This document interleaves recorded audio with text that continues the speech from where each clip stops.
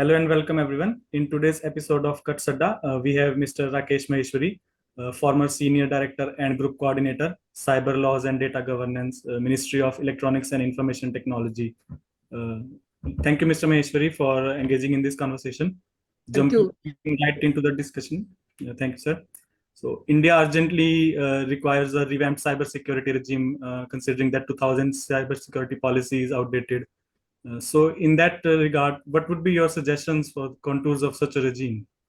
Going by the trends of what other countries have been doing, it may be quite advisable that we continue to evolve our cybersecurity strategy. In any case, 2013 and today's scenario has significantly changed in the field of cybersecurity. So there are certain points which can always be relevant, which can be taken up in the new document.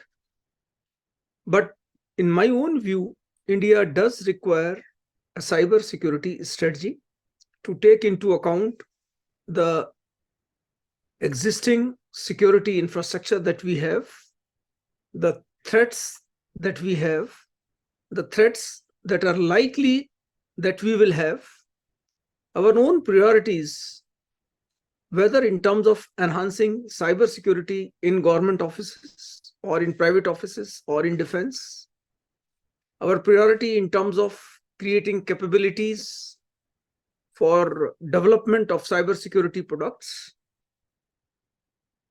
our priorities with respect to creating infrastructure. For example, will one single CERT be able to take care of the whole country?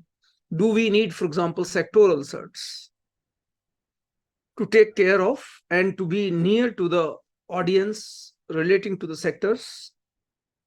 How exactly will they function? Coordinate amongst each other? What kind of testing and certification infrastructure do we need?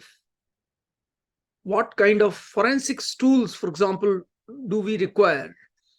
So what kind of professionals do we require? What kind of awareness do we need to create?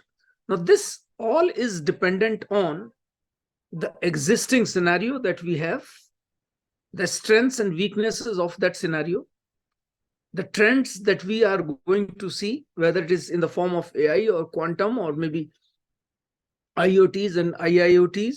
So the threats which are emerging, we have to take care and put together how should we be looking at? I mean, what do we think India should be in next 5 to 10 years?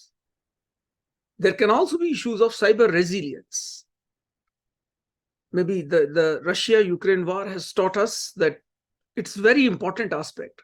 So the business continuity, cyber resilience, and all other aspects that I just spoke about does require a thorough discussion and a clear planning and priorities of what we want to be.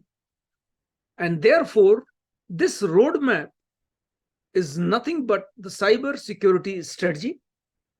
And in fact, because cyber security strategy takes input from the existing scenario and the developing scenario, the same can as well be used when the DIA is being formulated by the country.